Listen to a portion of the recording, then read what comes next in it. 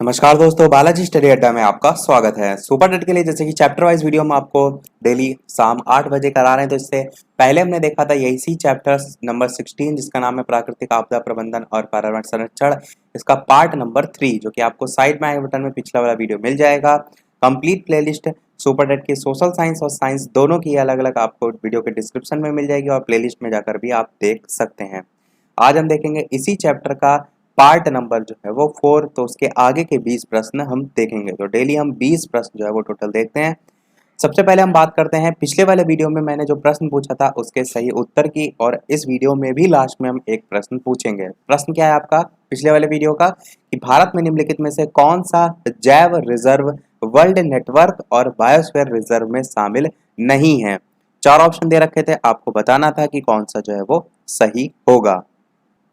तो चलिए बात करते हैं उत्तर की, कौन सा सही होगा। आपका ऑप्शन नंबर डी कार्बेट जो है वो बिल्कुल सही हो जाएगा। यहाँ पर जो लिखा हुआ है वर्ल्ड नेटवर्क, तो world network of biosphere reserve जो है ये आपका भारत में, या कह सकते हैं पूरे विश्व लेवल पर, ना केवल भारत में, पूरे वर्ल्ड लेवल पर बायोस्फीयर जो रिजर्व जगह है उनकी लिस्ट तैयार करता है। भारत में कुल कितने बायोस्फीयर रिजर्व हैं, तो कुल 18 बायोस्फीयर रिजर्व जो है वो कुल भारत में है। और इसमें जो नीलगिरी है वो बायोस्फीयर रिजर्व को सबसे पहले जोड़ा गया था 1986 में। 1986 में नीलगिरी को जो है सबसे पहले जोड़ा गया था। ये एक प्रश्न पूछा जाता है, और इन सभी को भी जोड़ा जा चुका है, जिसमें से सुंदरबन को 1989 में जोड़ा गया था। मन्नार की खाड़ी जो है इसे 2010 में जोड़ा गया था, और नंदा देवी को 1988 में जो है वो जोड़ा गया था। तो ये सभी भी साथ में ध्यान में रखिएगा, परंतु नीलगिरी अवश्य ध्यान रखिएगा जिसे 1986 में जोड़ा गया था। ये सबसे पहला था, इसलिए आपसे बार बार पूछा भी जाता है। चलिए अब शुरू करते हैं अब अपने इस वीडियो के प्रश्न 61 से। हमारे देश में वन महोत्सव दिवस मनाया जाता है। 4 ऑप्शन दे रखे हैं, आपको बताना है कि कब मनाया जाता है। ऑप्शन ए, बी, सी या डी। तो इसमें एक पूरा ऑप्शन ना देकर थोड़ा सा उसके बीच का हिस्सा दे रखा है, तो बात करते हैं चलिए उत्तर की। आपका ऑप्शन नंबर बी 1 जुलाई सही हो जाएगा, वन महोत्सव दिवस। परंतु वन महोत्सव आपका केवल 1 जुलाई को ना कहकर एक सप्ताह के रूप में मनाया जाता है कि 1 से 7 जुलाई को जो है वो मनाया जाता है, इसलिए मैंने कहा कि उसका एक पार्ट के रूप में यहाँ पर दे रखा है।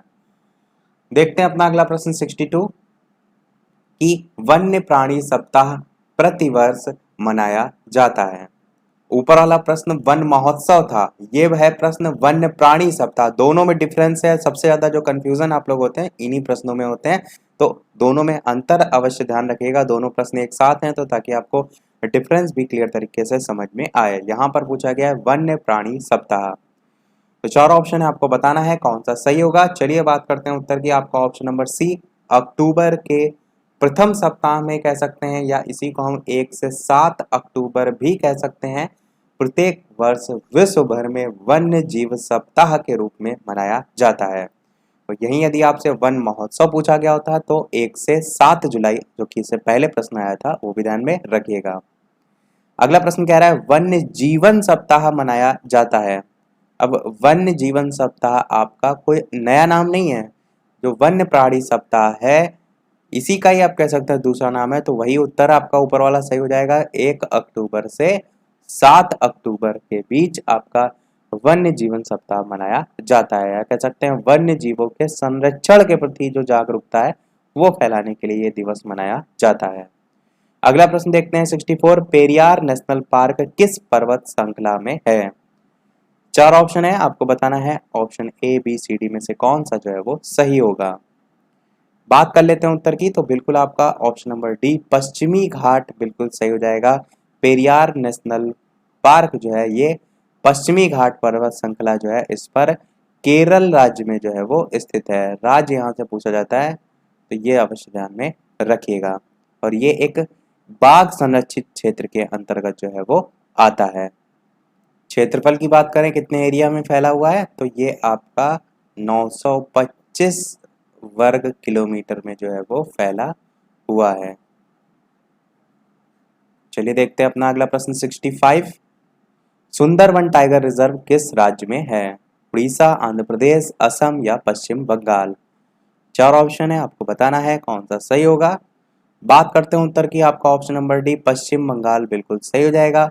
सुंदरबन टाइगर रिजर्व जो है वो भारत के पश्चिम बंगाल राज्य के गंगा नदी के सुंदरबन डेल्टा क्षेत्र में जो है वो स्थित है। तो पश्चिम बंगाल राज्य के गंगा नदी के सुंदरबन डेल्टा क्षेत्र में जो है वो स्थित है। इसके साथ साथ इससे पहले मैंने आपको बताया था मैंग्रोव वनों के संबंध में, इसी के बारे में, कि यह जो क्षेत्र है वो मैंग्रोव के घने जंगलों से भी जो है वो घिरा हुआ है, और जो रॉयल बंगाल टाइगर है उसका सबसे बड़ा संरक्षित क्षेत्र के अंतर्गत भी जो है ये आता है। अगला प्रश्न देखते हैं 66 कि डैश महाराष्ट्र के चंद्रपुर जिले में सबसे पुराना और सबसे बड़ा राष्ट्रीय उद्यान है। आपको बताना है इन चारों में से कौन सा सही होगा। तडोबा अंधारी बाघ प्रोजेक्ट, बांदीपुर राष्ट्रीय उद्यान, बांधवगढ़ राष्ट्रीय उद्यान या दांडेली वन्यजीव अभ्यारण्य। बात कर लेते हैं उत्तर की, तो बिल्कुल आपका ऑप्शन नंबर ए तडोबा अंधारी बाघ प्रोजेक्ट या बाघ अभ्यारण्य आपका सही हो जाएगा, जो कि भारत में जो महाराष्ट्र है राज्य, इसके चंद्रपुर जिले में जो है वो स्थित एक बाघ आरक्षित क्षेत्र है, और ये महाराष्ट्र के सबसे पुराने और सबसे बड़े राष्ट्रीय उद्यान के रूप में जो है वो उल्लेखनीय है। अगला प्रश्न देखते हैं 67 केवलादेव राष्ट्रीय उद्यान स्थित है कर्नाटक, मध्य प्रदेश, और 2 ऑप्शन नीचे हैं महाराष्ट्र या राजस्थान। तो 4 ऑप्शन है, आपको बताना है केवलादेव राष्ट्रीय उद्यान कहाँ स्थित है। इसके अलावा वीडियो पसंद आए तो वीडियो को लाइक भी अवश्य कर दीजिएगा, ताकि इसी प्रकार अच्छे अच्छे प्रश्न हम आपको डेली प्रैक्टिस कराते रहें। तो ये वीडियो आप लाइव शाम 8 बजे आकर देख भी सकते हैं। चलिए बात कर लेते हैं उत्तर की, तो आपका ऑप्शन नंबर डी वाला सही हो जाएगा, यानी कि राजस्थान में आपका केवलादेव राष्ट्रीय उद्यान जो है वो स्थित है, और ये एक पक्षी अभ्यारण्य में जो है वो आता है, विख्यात है, काफी फेमस है, एक पक्षी अभ्यारण्य जो है इसके अंतर्गत आता है। और इसका पूर्व में नाम, इसका मतलब कि जो ऊपर प्रश्न था केवलादेव, यहाँ पर मैं लिख देता हूँ क्योंकि प्रश्न के 2 ऑप्शन ऊपर थे।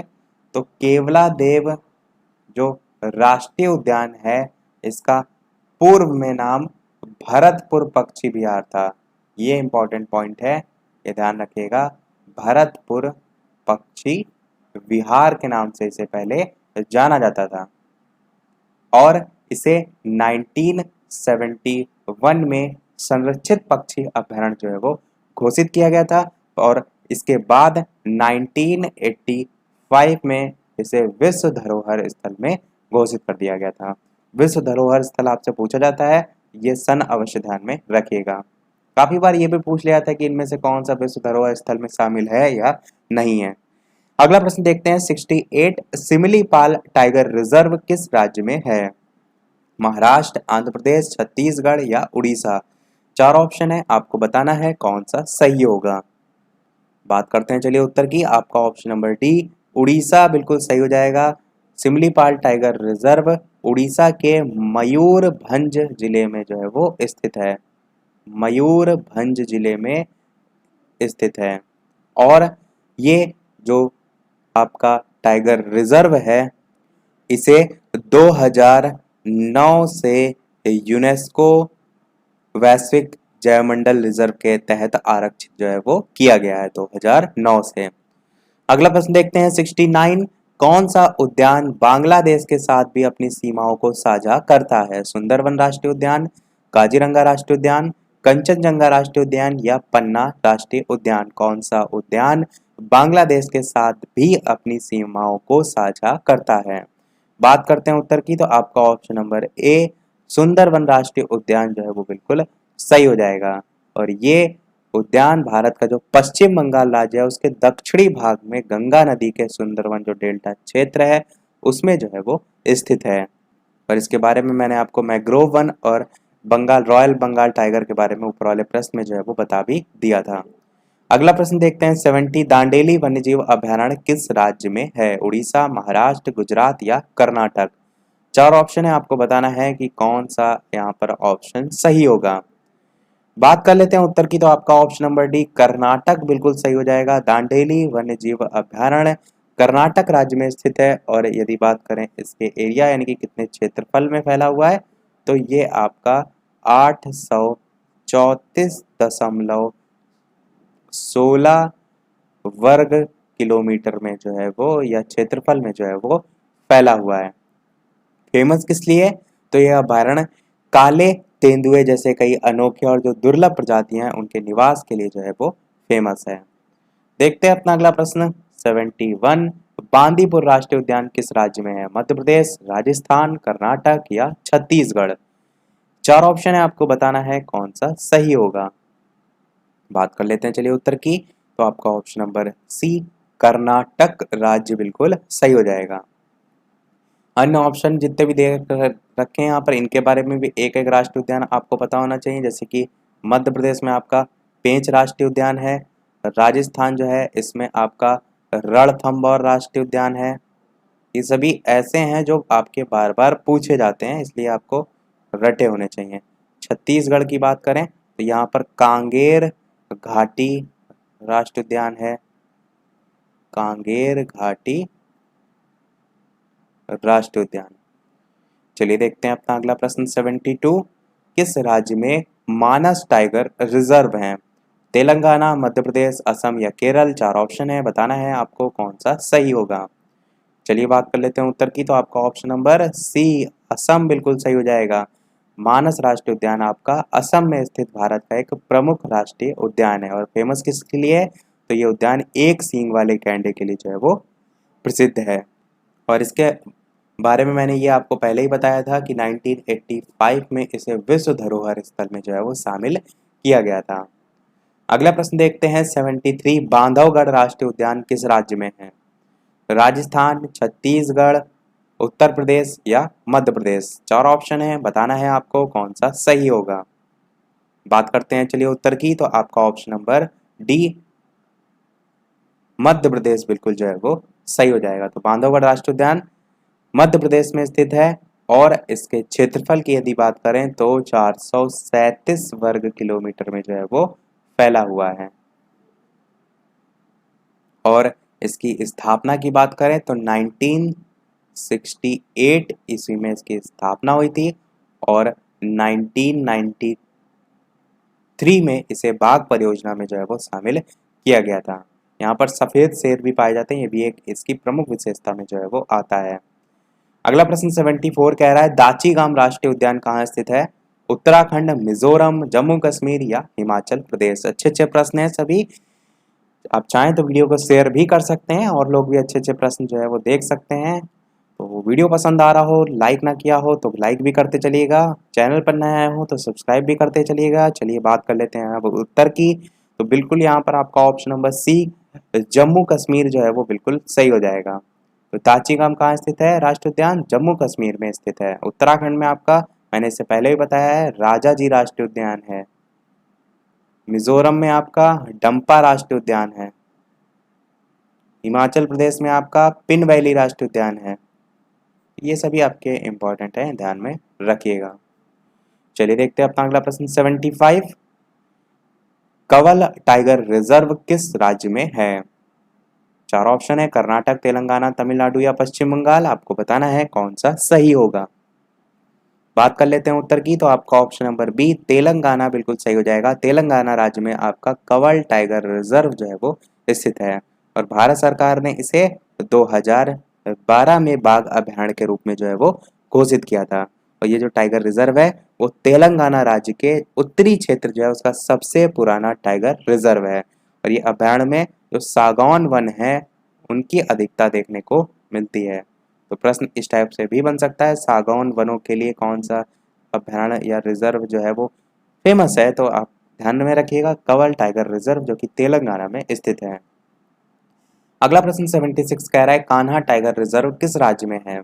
महाराष्ट्र, आंध्र प्रदेश, छत्तीसगढ़ या मध्य प्रदेश। चार ऑप्शन है, बताना है आपको कौन सा सही होगा।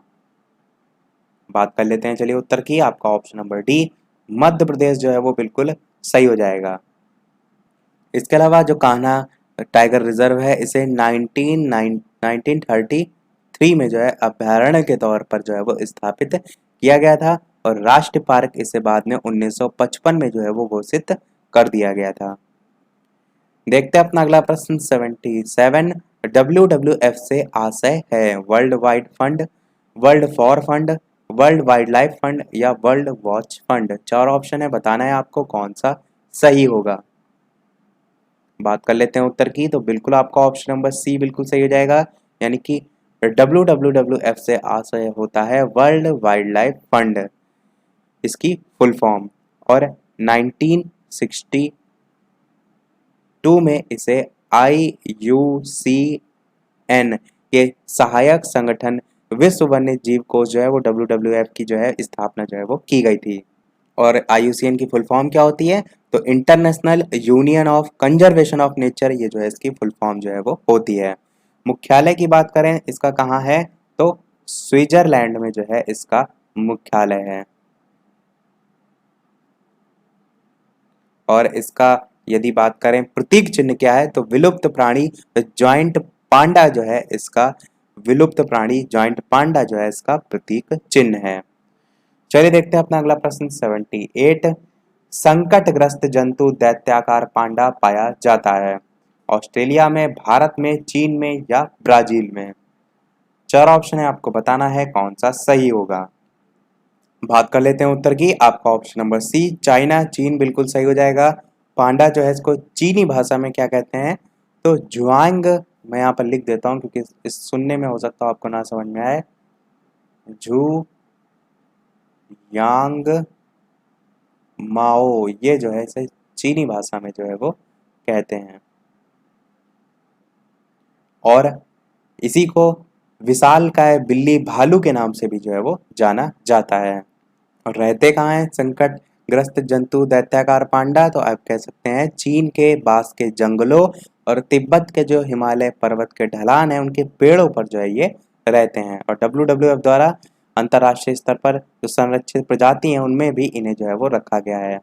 अगला प्रश्न देखते हैं 79, और ये हमारा इस वीडियो का लास्ट प्रश्न होगा। इसके बाद वाला प्रश्न हम आपसे जो है वो पूछेंगे, जैसे कि सभी वीडियो में हम आपसे एक ना एक प्रश्न पूछते हैं। इसके अलावा वीडियो अभी तक आपने लाइक ना किया हो तो वीडियो यदि आपको थोड़ा भी पसंद आया हो तो वीडियो को लाइक अवश्य कर दीजिएगा। आपके एक लाइक से मुझे मोटिवेशन मिलता है, मैं आपके लिए इसी प्रकार अच्छे अच्छे प्रश्न जो है वो लेकर आता रहूँ। चैनल पर नए हो तो सब्सक्राइब भी अवश्य कीजिएगा ताकि आगे भी इसी प्रकार प्रैक्टिस करने के लिए अच्छे अच्छे प्रश्न मिलते रहें।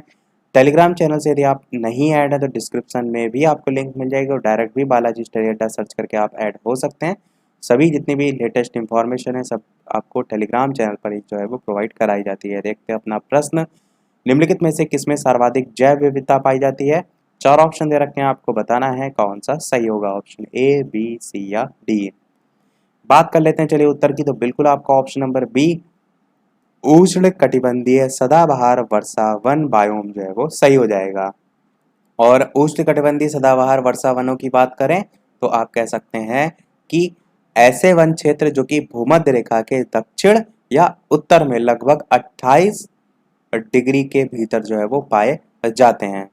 ये एशिया है, ऑस्ट्रेलिया है, अफ्रीका है, दक्षिण अमेरिका है, मध्य अमेरिका है, प्रशांत द्वीपों, इन सभी पर जो है वो पाए जाते हैं। तो ये सबसे ज़्यादा जैव विविधता जो है इनमें देखने को मिलती है। चलिए देख लेते हैं अब वो प्रश्न अपना, जैसे कि सभी वीडियो में हम आपसे एक ना एक प्रश्न पूछते हैं। इस वीडियो का आपके लिए प्रश्न ये है कि चिपको आंदोलन के प्रणेता जो है वो हैं Hemvati Nandan Bahuguna option number A, Sunderlal Bahuguna option number B, Mother Teresa option number C या Mahatma Gandhi option number D. तो इन चारों में से कौन सा सही होगा वीडियो के मेन कमेंट में टाइप करके अवश्य जो है वो बताइएगा। इसका आंसर हम देखेंगे इसके नेक्स्ट वाले पार्ट में, कुछ अभी प्रश्न और रह गए हैं। तो इसी के साथ हमारे आज का पार्ट समाप्त होता है। आज वीडियो में इतना ही। वीडियो पसंद आया हो लाइक अवश्य कीजिएगा, नए हैं चैनल पर सब्सक्राइब जरूर कीजिएगा। चलिए मिलते हैं अगले वीडियो में नए टॉपिक के साथ, तब तक के लिए नमस्कार। Thank you for watching.